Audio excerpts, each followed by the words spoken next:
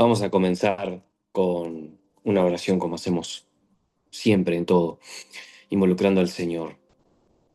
Padre, en el nombre de Jesús, nos presentamos hoy delante de ti, delante de tu presencia, y es en el nombre de Jesús que lo hacemos, Señor, confiados una vez más, mientras aún el trono de la gracia está disponible para todos aquellos que, a pesar de sus carencias, a pesar de sus dificultades, acuden a ti. Y es, Señor, en el nombre de Jesús que nosotros hoy acudimos a ti, confiados delante del trono de tu gracia para alcanzar misericordia y hallar gracia para el oportuno socorro de nuestras vidas, sabiendo que no tenemos un sumo sacerdote que no haya sido tentado en todo, sino que uno que se humilló hasta lo sumo para darnos salvación, tomando nuestro lugar, despojándose de todo lo que tenía para que nosotros fuésemos aceptos delante de ti.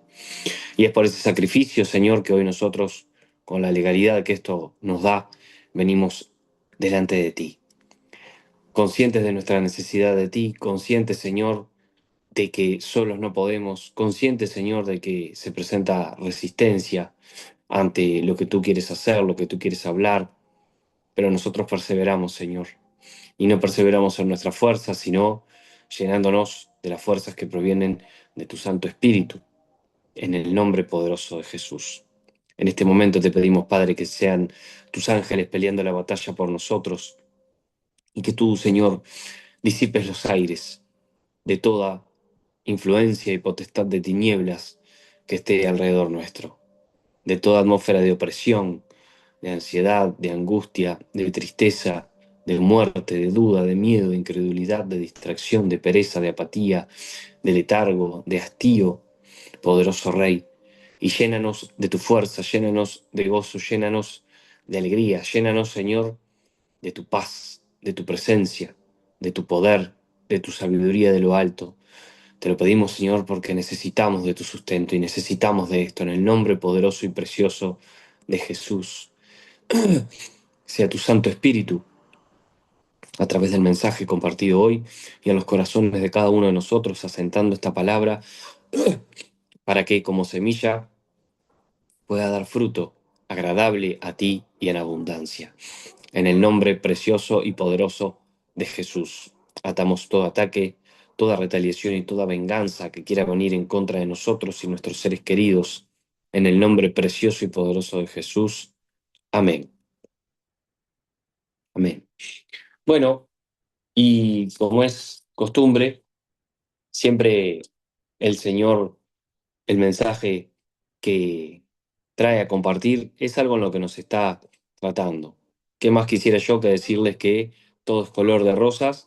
Pero siempre hay luchas, siempre uno está teniendo luchas, desafíos, y es en eso en el que el Señor nos habla, es en eso en el que el Señor se manifiesta y es en esos momentos en los cuales podemos vivir la palabra, ¿no? Yo comencé a entrenar nuevamente este año, siempre tuve ese hábito, pero luego por diferentes motivos entrenaba un par de meses y después dejaba, así estuve los últimos 6 7 años, hasta que este año me propuse comenzar de vuelta y lograr mi mejor versión de nunca, ¿no? A la que nunca llegué. Y una de las cosas que yo voy viendo es que a medida que yo quiero avanzar y voy avanzando, se requiere mayor resistencia para obtener mayores resultados. ¿Sí? Cuando yo domino una sentadilla de 120 kilos, tantas repeticiones, ya se me empieza a hacer una meseta y para poder superarme tengo que ir subiendo de a poquito los pesos, mejorar la técnica y eso es una mayor resistencia. Por eso es que hablábamos de la resistencia, ¿no? Y en el camino del Señor sucede lo mismo. No son solo resistencias que aparecen en nuestro entorno, con personas que nos cruzamos, con desafíos que surgen en el día a día, en nuestro trabajo, en lo familiar, en los vínculos personales, etcétera, sino también hay una resistencia constante con la que estamos peleando todos, y me atrevo a decirlo sin ningún lugar a dudas, que es la lucha de los pensamientos. ¿no? Todos tenemos luchas de pensamientos en diferentes áreas. Muchos vienen de nosotros, pero muchos también son saetas que envía el enemigo, ¿no? Para hacernos dudar, para ensuciar nuestra mente, para traer miedos, para traer todo tipo de preocupaciones, de cosas que incluso no llegan ni a pasar, ni pasaron, pero que esos pensamientos vienen. Y en uno de estos días de la semana que ha transcurrido, me desperté muy cargado de pensamientos, ya arrancando la jornada con la cabeza bastante complicada, ni siquiera sin abrir los ojos. Y en esa lucha de tratar de pensar en lo correcto, como nos llama a hacer Filipenses 4:8, que lo vamos a compartir más adelante,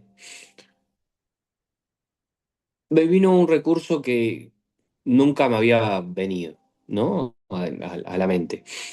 Y cuando estaba en esa lucha y venían pensamientos de acá y de allá, de esto, de lo otro, y yo me enfocaba en orar mientras aún no despertaba, pero ya venía otro pensamiento y me distraía y venía esa lucha, me vino una imagen de enfocar al Señor Jesucristo orando, me lo imaginaba sentado orando en esos momentos en los que Él se apartaba, y todos los pensamientos que estaban ahí se disiparon, ¿no? Ante esa autoridad, ante esa imagen de verlo ahí, al Dios hecho carne, despojado en su humanidad, peleando la batalla en oración, ¿no? Bajando de esa condición en la que Él estaba de omnipotencia, de omnisciencia, de omnipresencia, de autoridad sobre todo, a estar en una posición de estar luchando y de tener que estar bancando comentarios de fariseos, hipócritas, que eran como unos niños que le venían a levantar el dedo así al Dios de la eternidad, creador. Y lo vemos en esa posición, ¿no? Y me lo imaginaba así, pasaba por al lado de él en una imagen, ¿no? que me venía, y yo decía, él está orando acá, voy a copiarlo, voy a ir a eso que él está haciendo, porque él está dando el ejemplo.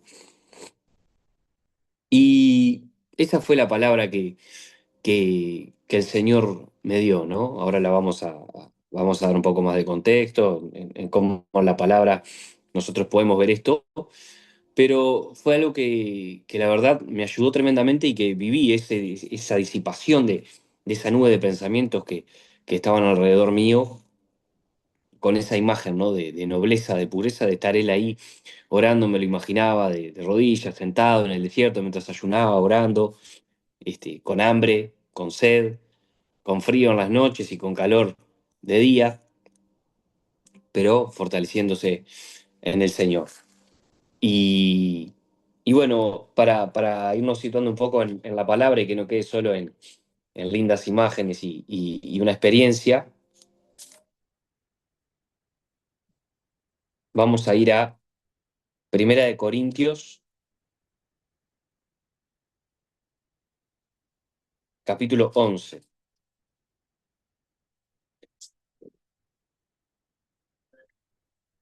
En Primera de Corintios, capítulo 11. Para situarnos un poco, Corinto era una ciudad muy próspera, en la cual habían muchos excesos, era una ciudad grande, en la cual había muchos excesos, había abundancia, había variedad de personas, y al ser una ciudad mercantil también había mucho flujo de culturas, de pensamientos, de religiones, y también era una ciudad sumamente idólatra, ¿no? Había templos a las deidades, habían cultos a las deidades, etcétera. Y en esa ciudad fue que el apóstol Pablo tuvo que hacer correr la palabra del Señor como apóstol que era, enviado, eso significa apóstol, es una persona que es enviada con una misión, con un mensaje y a edificar. Pero lo que hacía era edificar iglesias y hacer correr el Evangelio, las buenas nuevas de el acercamiento del reino de los cielos por medio de la obra de Jesús en la cruz. Y si vamos a leer Primera de Corintios capítulo 11 versículo 1, ese versículo es ya donde termina un bloque de texto que tiene como título Hacer todo para la gloria de Dios. nos habla de que todo nos es lícito, pero no todo nos conviene, no todo edifica. Hace referencias a que si vas a comprar carne, no pregunte, eso en el entorno, en el contexto de esa época, no aplica a nosotros, pero en esa época había la carne, de hecho en el Antiguo Testamento lo podemos ver, se sacrificaba a los ídolos y luego se comía. En el pueblo de Israel se sacrificaba a Dios y luego se comía, ¿no? Pero también, como el diablo copia todo, aplicaba que esos ritos, esos rituales, se sacrificaba a los ídolos y luego se comía. Entonces se le aconsejaba a la gente que por un tema de conciencia, por un tema de estar tranquilos, ni pregunten cuando vayan a comprar carne si fueron sacrificadas, porque si preguntaban y era sacrificada, ya venía la culpa o podía dar lugar a que el que compró, mira, este es cristiano y me está comprando y come la carne sacrificada a los ídolos, entonces eso está bien. Y que también el lugar a la libertad no nos fuera para poner en peligro nuestra conciencia, ¿no? Hacer todo para la gloria de Dios y que no sean de tropiezos ni a judíos, ni a gentiles, ni a la iglesia de Dios. Como también yo en todas las cosas agrado a todos, no procurando mi beneficio propio, sino el de muchos, para que sean salvos. El objetivo del apóstol Pablo era que la gente obtuviera la salvación que había sido regalada por medio de Jesús, pero uno se tiene que apropiar de ello. Y termina así, y comienza así el capítulo 11 con el último versículo de este bloque de texto que dice, sed imitadores de mí, así como yo de Cristo. Y yo pensaba, ¿no? Pero ser imitadores de vos, que sos un pecador, ¿no? Porque él mismo se reconocía como un pecador. Pero para la gente era el ejemplo visible, era el ejemplo claro, era tener una imagen de cómo se conducía Cristo, porque sabemos que el apóstol Pablo era una persona muy, muy convencida en su momento, errada, pero que dejaba todo por lo que él consideraba la verdad. Y cuando la verdad se le manifestó, que era Jesucristo mismo, que fue cuando él quedó ciego y se cae del caballo, y él era perseguidor de la iglesia. De hecho, Jesús le dice, Saulo, Saulo, ¿por qué me persigues? Dura cosa te es dar cosas contra el aguijón, ¿no? O sea, estás dándole para adelante y estás equivocado. Y ahí Pablo, Saulo mismo lo reconoce como Señor, ¿qué quieres que haga? Y queda ciego, pasa por todo un proceso de largo tiempo, en el cual después vuelve a ver. Eso es simbólico bueno, cómo era ciego y ahora veo, ve la verdad.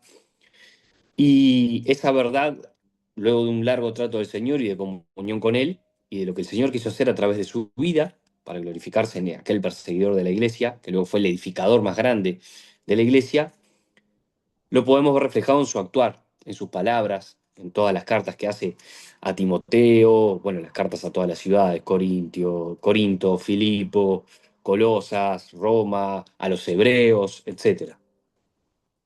Entonces llama a ser a los demás imitadores de mí, así como él era de Cristo. Y esa imagen un poco fue la que se me vino a mí a la mente de imitar a, a Jesús en ese momento de, de oración, en ese momento de rendirse al Señor. Y si me acompañan a Filipenses, más adelante, capítulo 2,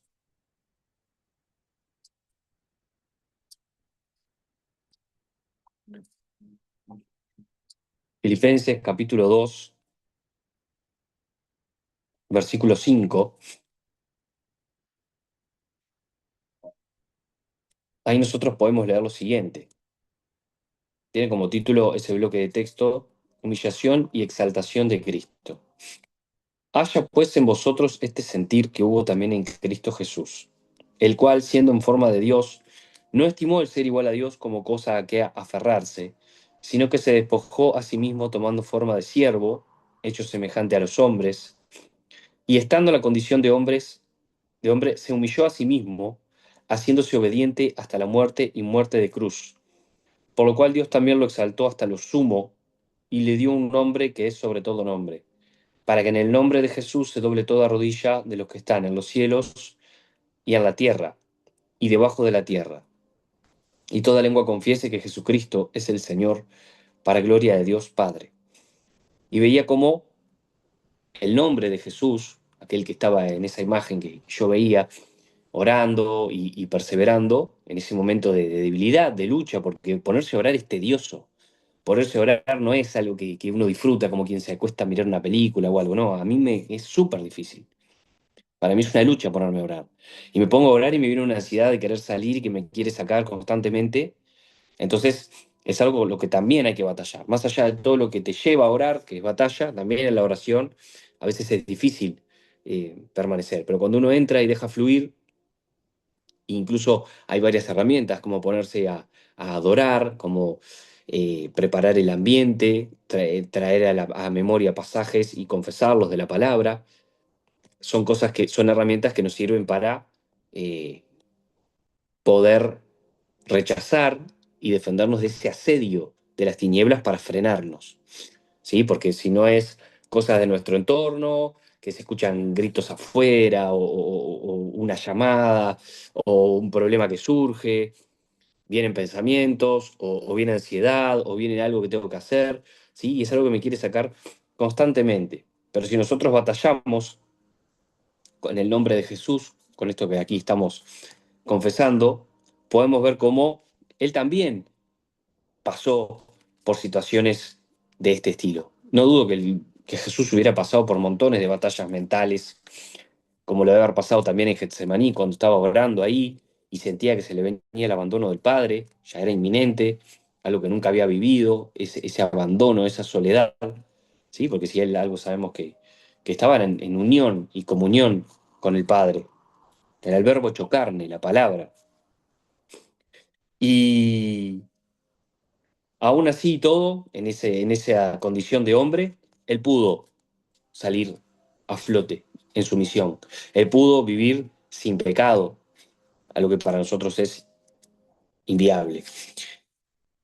Y me venía esto a complementar la imagen, ¿no? Esta imitación que hacía el apóstol Pablo, esta forma de vida que imitaba de Cristo, a quien no conoció, pero que en esa comunión que él tuvo con Jesús, luego de ese encuentro que tuvo con Jesús, ese era el primer complemento a la imagen de Jesús y su perseverancia. Y después tenemos en Filipenses 4, versículos 8 y 9,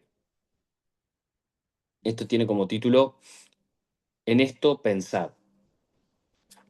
Filipenses 4, versículo 8 y 9 dice, Por lo demás, hermanos, todo lo que es verdadero, todo lo honesto, todo lo justo, todo lo puro, todo lo amable, todo lo que es de buen nombre, si hay algo, si hay virtud alguna, si algo digno de alabanza, en esto pensad.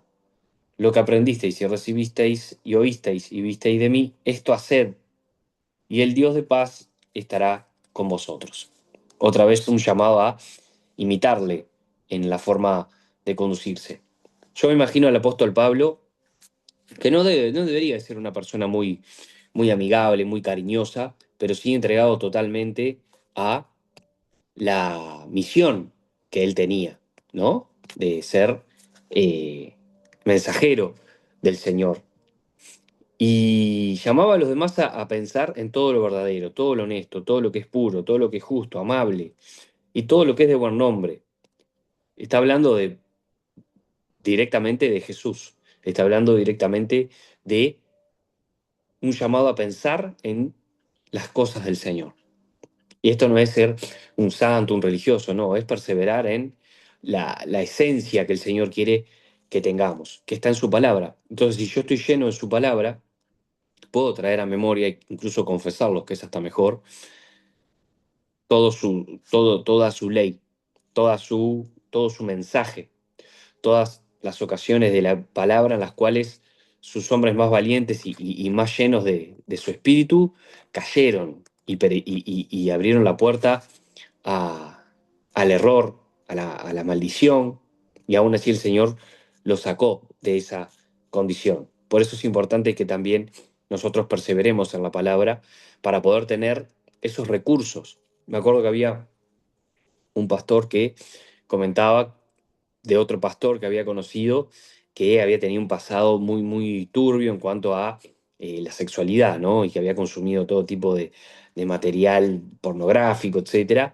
y que decía que tenía unas luchas tremendas a la hora de ponerse a orar, a la hora de combatir los pensamientos, ¿no? Entonces cada vez que venían esos pensamientos, él los combatía con palabra, con versículos. Y estaba en esa lucha constante. Y traer un pensamiento de palabra de Dios cuando vienen cosas a distraernos es difícil porque requiere que uno se concentre, que uno esté buscando la llenura del Señor y su presencia, pero es lo que nos permite poder levantar el escudo a esas saetas que quieren venir a, a nuestra mente, ¿no? Uno no puede evitar, esto también es una imagen que es muy gráfica, uno no puede evitar que los pájaros se posen sobre la cabeza de uno, pero lo que sí puede evitar es que aniden, que hagan un nido. Entonces, ahí está el asunto. Los pensamientos van a venir. Muchas veces uno dice, mirá lo que acabo de pensar. No soy digno, soy digno del infierno, literal. Sin embargo, por la misericordia de Dios, es que nosotros esos pensamientos los podemos llevar en cautiverio a los pies de la cruz de Jesús y decirle, Señor, esto no me pertenece, esto no lo quiero. Viene de mi carne, viene de mi cuerpo en el que habito, como decía el apóstol Pablo, ¿quién me librará de este cuerpo de muerte? Y él mismo se reconocía como un pecador. Seguramente tenía unas luchas tremendas internas, recordando la gente que mandaba a matar y apedrear, cuando estaba dando el mensaje de la palabra y le venían pensamientos, pero vos mataste a este que hablaba de la palabra de Dios. Vos fuiste pro del apedramiento de Esteban, ese joven predicador, etcétera. Sin embargo, él sabía que eso había quedado en el pasado y que por la sangre vertida de Jesús en la cruz él había sido libre de eso y que el Señor había hecho una nueva vida para él. Entonces, su pasado no le condenaba. Por eso es que este llamado a pensar en todo lo verdadero, todo lo honesto, etcétera, es algo que para nosotros es un llamado directo a perseverar en la batalla de la mente. Y después tenemos en Lucas capítulo 5, versículo 16,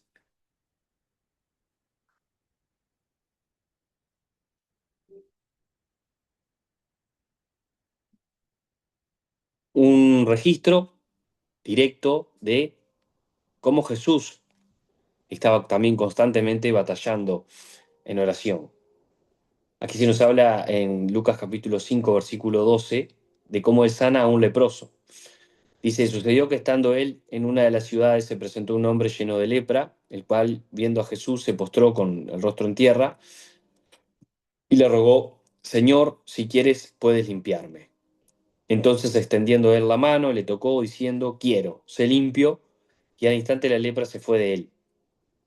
Y él le mandó que no dijese a nadie, sino, ve, le dijo, muéstrate al sacerdote y ofrece por tu purificación según mandó Moisés. En la ley había todo un protocolo, unas instrucciones a seguir con respecto a la lepra, todo el proceso para sanar, para testimonio a ellos. Pero su fama se extendía más y más y se reunía mucha gente para oírle y para que les sanase de sus enfermedades. Mas él se apartaba a los lugares desiertos y oraba. Ahí está el versículo. Imagínenselo a Jesús rodeado de gente, rodeado de llamados, de pedidos, los discípulos pidiéndole esto, pidiéndole lo otro, maestro, ¿a dónde vamos?, etcétera. Y él aún así en esos momentos se encontraba, paréntesis, para ir a los lugares desiertos y orar. O sea, se apartaba. Y los lugares desiertos no son muy amenos para uno ir a orar, ¿no? Pero era un lugar que él apartaba y estaba a solas con el Padre y oraba. Y en Mateo 14:13 tenemos un registro similar. Mateo 14:13, cuando Jesús alimentación de los 5.000. Después de alimentar bueno, hay todo un proceso, se nos relata la muerte de Juan el Bautista. Dice así, Mateo 14:13. Oyendo Jesús que Juan el Bautista había muerto, se apartó de allí en una barca a un lugar desierto y apartado. Y cuando la gente lo oyó, le siguió a los pies de las ciudades. Y saliendo Jesús vio una gran multitud, y tuvo compasión de ellos y sanó a los que estaban enfermos, etcétera. Después viene la instancia en la que multiplica los panes y los peces y todos comieron, 5.000 hombres, y habiendo tenido ellos 5 panes y 2 peces, ¿no? Ahí la multiplicación del Señor. Y después dice en el versículo 22, enseguida Jesús hizo a sus discípulos entrar en la barca e ir delante de él a la otra ribera. Es decir, vayan adelantándose y crucen al otro lado de la tierra. Entre tanto que él despedía a la multitud. Despedía a la multitud, subió al monte a orar, aparte. Y cuando llegó la noche estaba allí solo. ¿Sí?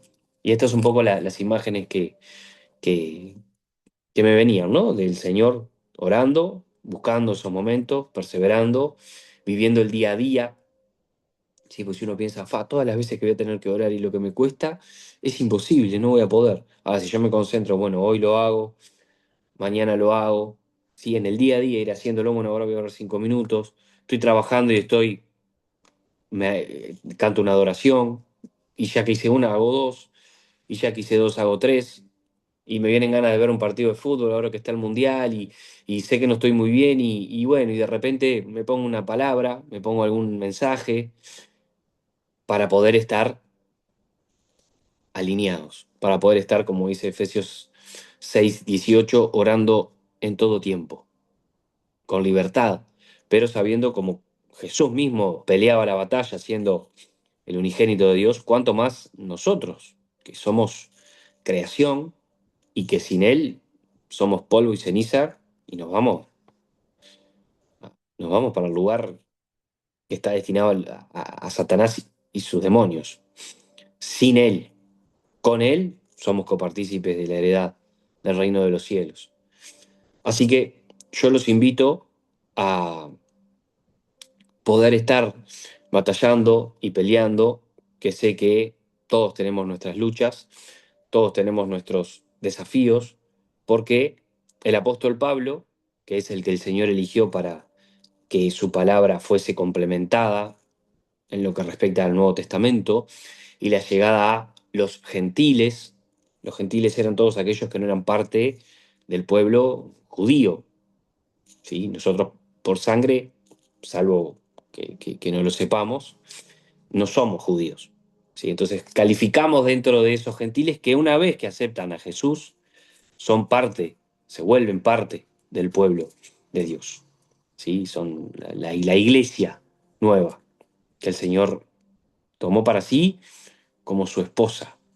Cuando habla como su esposa hace referencia al compromiso que hay entre un esposo y una esposa, el pacto, la seriedad que eso tiene y que no está exenta de desafíos, pero que debe de primar, como está el de por medio, ese vínculo y sobrevivir a todos los desafíos e inclemencias que se levanten. Porque también pasa con la iglesia.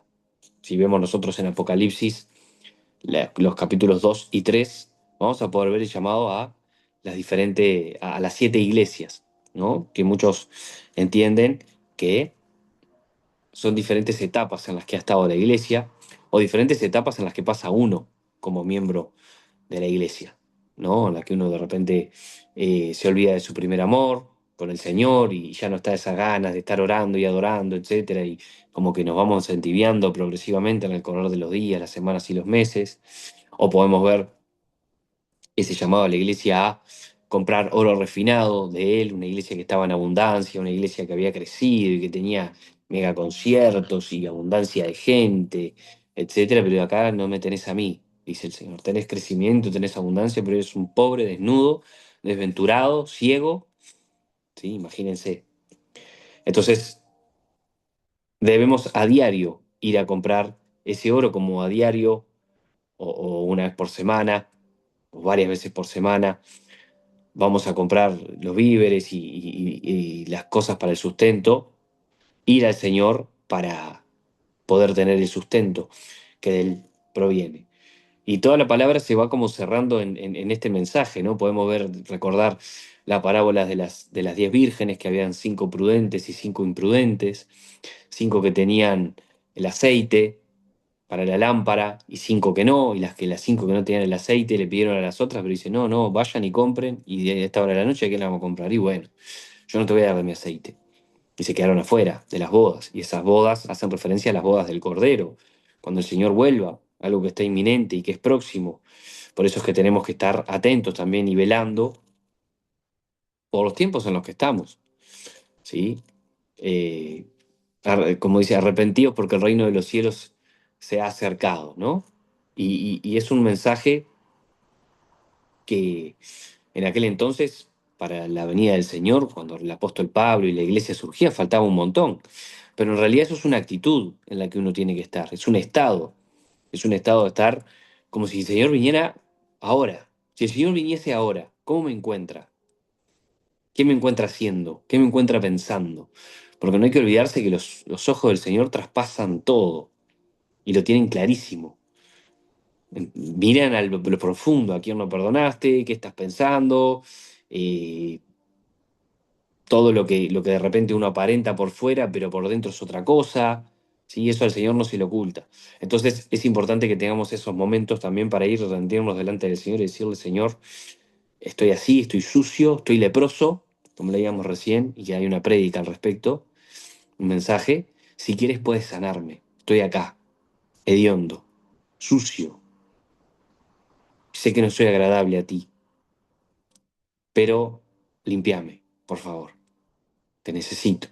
Y el Señor no nos rechaza si nosotros vamos así a Él.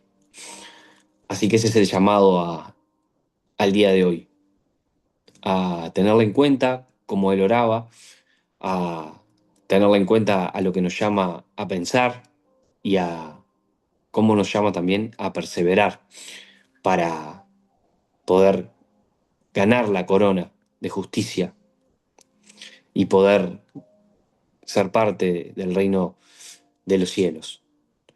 Es un llamado de estar despiertos, un llamado a estar despiertos, es una exhortación para bien y que también no deja de lado nuestra condición y nuestra naturaleza. No hace la vista gorda de que está todo bien, Jesús me perdonó, genial. Bueno, eso sí es así, pero hay una parte que es mía, la de permanecer en el redil y no irme para afuera y estar atentos, velando. Quizás fueron tocados varios puntos de la palabra, pero la palabra se autosustenta y el mensaje es uno. Es el mensaje de la salvación por medio de Jesucristo desde el inicio, desde el Génesis hasta el Apocalipsis, si lo tuviéramos que resumir, ese es el mensaje. El centro es lo que hizo Jesús por nosotros y cómo, como creación del Señor, tenemos acceso a Él. A la palabra le faltan infinidad de detalles de todo lo que Dios creó, de qué pasó antes de la creación de la tierra, del Génesis, ¿sí? Porque el Génesis habla de la creación de la tierra, no habla de la creación de los ángeles, no habla de un montón de cosas que sin dudas el Señor nos permitirá conocer a futuro, pero sí tiene lo que nosotros necesitamos saber para poder pelear la buena batalla y para poder conocer al Señor. Así que los invito a eso, una vez más, un día más que el Señor nos da sustento y vida para continuar peleando la buena batalla, en equipo, en conjunto, porque de eso se trata, ¿sí? Por ejemplo, el otro día que estábamos reunidos acá y Verónica hizo ese planteo bueno, esas inquietudes que ella estaba viviendo respecto a sus seres queridos, ese despertar del Señor, ¿no? Que pone en los corazones la necesidad de orar por las almas. Es importante que ella lo haya expresado, porque eso trajo para todos un avivamiento, un llamado a repasar la palabra, a orar, y el que lo sabía lo repasa y el que no lo sabía lo sabe, para poder orar y para poder pelear de la forma que hay que hacerlo. Con esto estamos terminando el mensaje de hoy. Vamos a culminar con una oración, como hacemos siempre, para darle gracias al Señor. No fue un mensaje fácil, la verdad que eh, prepararlo y todo implicó vencer resistencia, pero de eso se trata, ¿no? De batallar. Sabemos que si hay resistencia es porque hay un objetivo detrás y hay una conquista detrás. Así que en lo personal, para mí es una victoria y sé que para ustedes también. Sé que Carmen quiere estar ahí reunida con su hijo, su nuera y su nieto. Sé que Oscar quiere estar calentito, estar con su padre.